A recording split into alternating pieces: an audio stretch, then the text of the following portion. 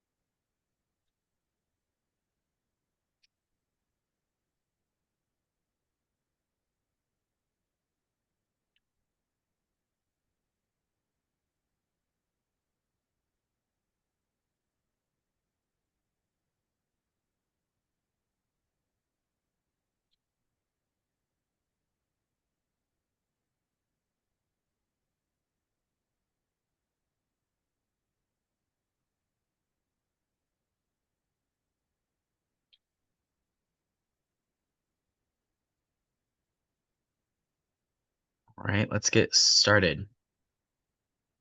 Hello everybody. This is our presentation on how to nail competition-ready presentations. My name is Kellerman, And my name is Suresh. and we are part of FTC Team 4327 Silver Titans. Let's take a moment to explore some common pitfalls in presentations. We've all been there. Maybe you've experienced a few of these yourself. First, consider the visuals. Bad visuals can distract or confuse rather than clarify your message. Ensure your visuals support and enhance your points. Another common mistake is reading directly from the slides. This can disengage your audience since they can read themselves. Engage with them by adding your insights and personality to the presentation. Overloading slides with text is another trap. Keep it concise. Less is often more. This helps keep your audience focused on you and your message. Remember, preparation is key. Lack of preparation can lead to speaking too quickly, running over time, or delivering an unclear message. Finally, always focus on crafting a clear message. This ensures your audience leaves with a strong understanding of your key points. Think about these pitfalls as opportunities to improve and connect more effectively with your audience. Remember, one presentation style will not fit every situation. Today, we are going to give you a framework for creating presentations with your audience and your objective in mind. Content is critical when preparing for your presentations to the competition judges. So, in many ways, you're beginning to prepare for that presentation right now. FRC teams have their eyes on the big prize, the First Impact Award, and for FTC teams, it is the Inspire Award. Your team needs a comprehensive plan to reach its goals, and awards are your roadmap. Your team culture should also be strongly guided by first core values and gracious professionalism. Judges can disqualify a team from award eligibility if these are missing. Now that we went over competition judging, I'd want to hear everyone's success or maybe not stories in the Q&A section. So while those Q&A questions are loading in, I just want to share one of my experiences.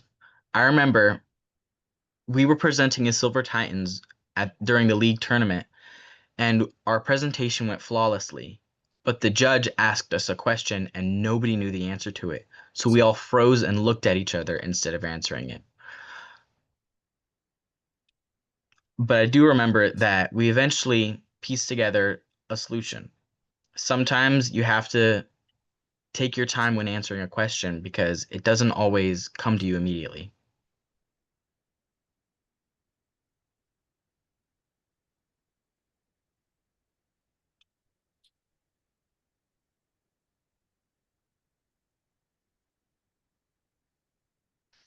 Yeah, I think we can move on. All right, I'm gonna move on. Oh, um, Oh, Ishmael Mathur said, we've had team members forget what they were supposed to present and someone else had to help out. okay. So, yes, that is a common issue. I've had that happen to us ourselves. So, Yeah. I guess one main solution to that would be practicing your presentation. Many times, people only rehearse their presentation once, which is never enough. And I think it is extremely important that you practice. Even if you seem prepared, you should practice multiple times. I think we should move on. Let's talk about presenting to members of the STEM community. 88% of businesses 88% of business presentations that include a story are rated as more engaging, and 81% of audiences feel more connected when speakers use personal stories. Consider your audience. What are your shared interests and experiences? Meet them where they are. 78% of conference attendees recall speakers more vividly when the presentations include live demonstrations, but keep it simple and concise. The average attention span during a presentation is about 10 to 15 minutes. 82% of presentations are more memorable when they include a clear call to action. What are your goals for engagement? Is it fundraising, financial support for team, sponsorship, outreach support? Are you recruiting mentors, technical skills, business skills, public engagement skills? Are you spreading the word about FIRST and its impact? Why are you presenting to this group? I want to hear from you guys about any experiences that you've had when presenting to this STEM community. So a success story that I've had when presenting to the STEM community was actually a time where, me and the Silver Titans were presenting to an engineering professional, and we made it a really big deal to kind of talk about when we entered robotics and why, which allowed us to connect with them better and eventually have a successful meeting.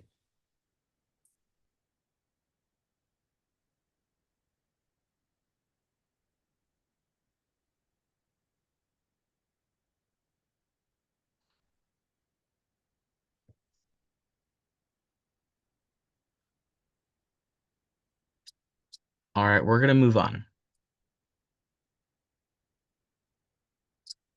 So now for community outreach, first, when sharing the story of First and your team with the community, consider the demographics of your audience.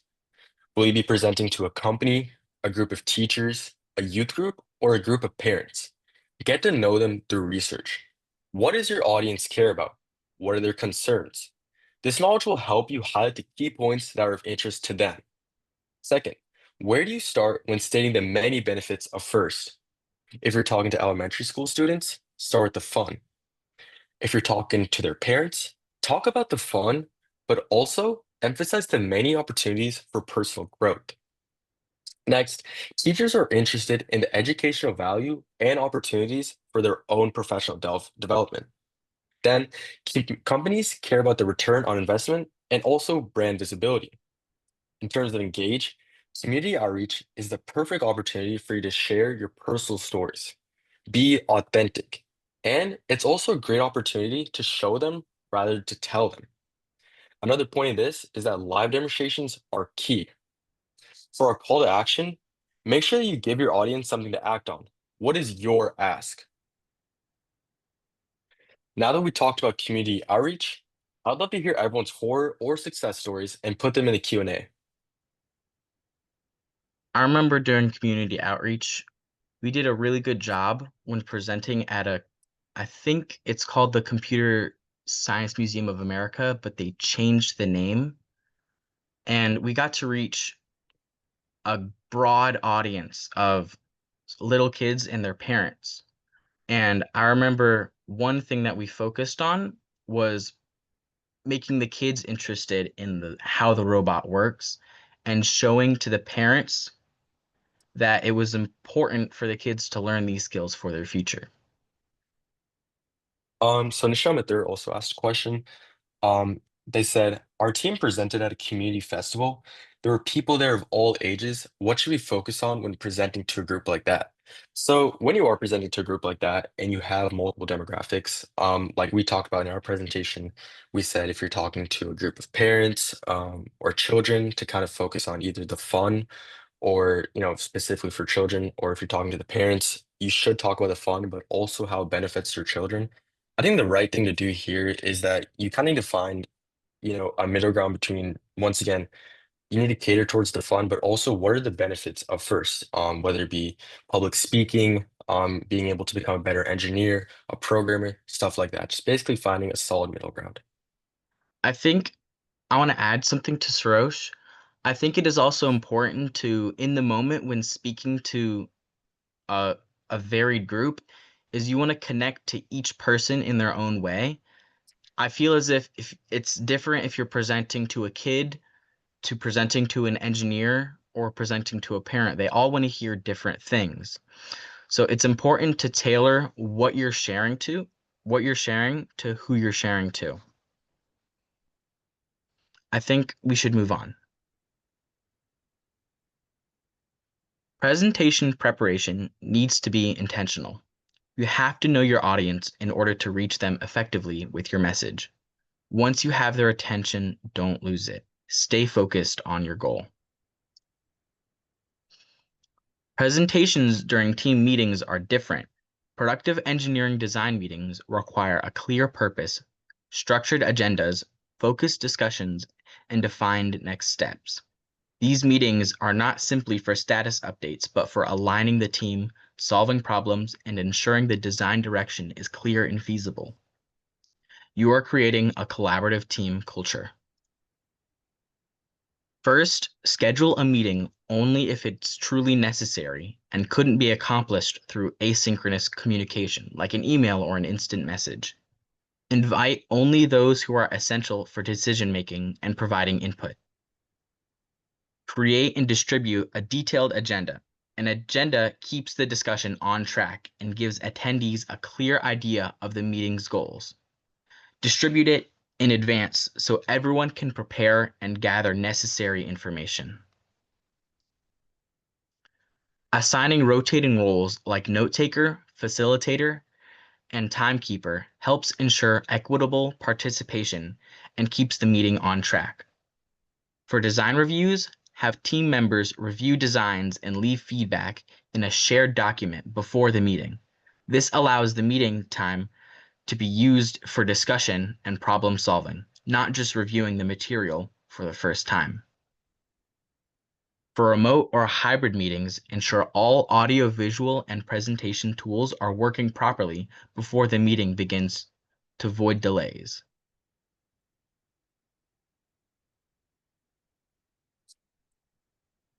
During the meeting, start with a positive tone. Acknowledge team or individuals' wins to create a positive and also engaging atmosphere. In terms of sticking to the agenda, the facilitator should steer conversations back to the agenda when they stray off and use a parking lot to record off-topic but useful ideas for later.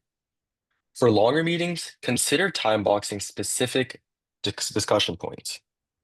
For showing but not telling, incorporate demos of work in progress.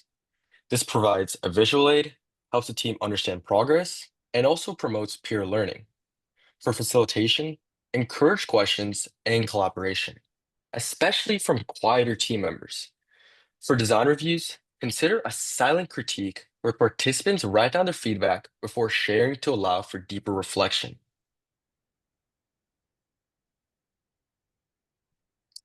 Now, for what types of discussion types, distinguish between types of discussion. Clearly separate brainstorming sessions where all ideas are welcome from decision-making sessions. This prevents endless debate and ensures a tangible outcome. For using visual aids, use a physical or virtual whiteboard to document ideas and organize feedback. For remote teams, collaborative tools such as Discord and Slack can help. And finally, for concluding with clear action items, before the meeting ends, recap key decisions and assign specific action items to individuals with a clear deadline. Now, for after the meeting, first, when it comes to distributing meeting minutes, share a concise summary of the meeting, including decisions and assigned action items to keep everyone aligned. In terms of feedback, gather feedback on the meeting itself. Regularly ask the team for feedback on the meeting format. This helps identify and fix issues with meeting effectiveness and shows that you value their time. And finally, for the follow-up, Ensure that action items are being completed and that any lingering questions or parking lot items are addressed. Now it's time to share. What are some of the challenges that you have faced when presenting to your teammates and mentors? I know one time I can recall that our team did well during internal presentations was when we were discussing our goals for last year for the current year. We went in a circle and let everyone express how they felt about their current year and what they personally want to do for the next year. What that allowed for us to do was to start building goals and achievements that we wanted to achieve immediately before the next year even started. It allowed us to highlight what we did well and what we didn't do well so we could improve for the next year. So Nishamathur asks how to better engage rookie members. So what I would say for this is it kind of all circles back to the facilitation point. A lot of us fall victim to kind of shunning rookies' ideas or not really taking them into consideration. We need to make it a big kind of an emphasis that you have to be open to all ideas, especially during brainstorming sessions where any idea is a good idea. When it comes to, decision making meetings, maybe then you could be a little more critical, but when it comes to especially rookie members, you have to be open and willing to let them grow by basically just letting them say their ideas and, not really, shunning them. I think it's also important to know that rookies are in the room with far more experienced members most of the time, and so they're less likely to share at all. I think it is very important to almost force the engagement out of a rookie member because if they have an idea, but they're hearing ideas that they think are better than theirs, they won't want to share their idea. And it is always important to hear everyone's idea so the whole team can build off of that. It is, I think the best way to do that is almost to ask personally, what do you think to a specific rookie member? I think that's all of our questions. Let's move on to the next slide. Okay, so prioritize presentation skills. Wait, prioritize presentation skill development for your team. And don't forget the value of practice. 70% of effective public speaking is about confidence and presentation skills, and 84% of speakers feel more prepared after participating in mock presentation sessions. I want everybody to use the QR code to request your competition-ready presentation guide. It includes all of the tips that we presented today, along for a rubric for FRC and FTC judging presentations. I want to thank everyone for joining and listening to us today.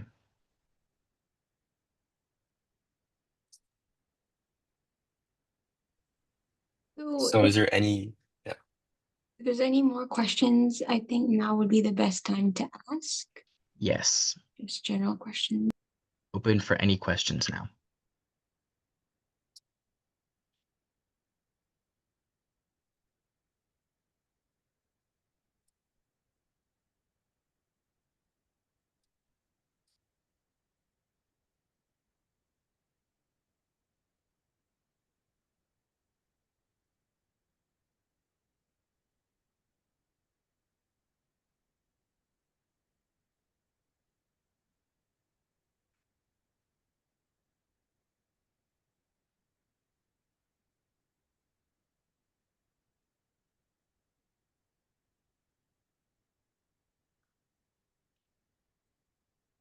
Okay, so I'm assuming that there is no more questions. So I think that's it.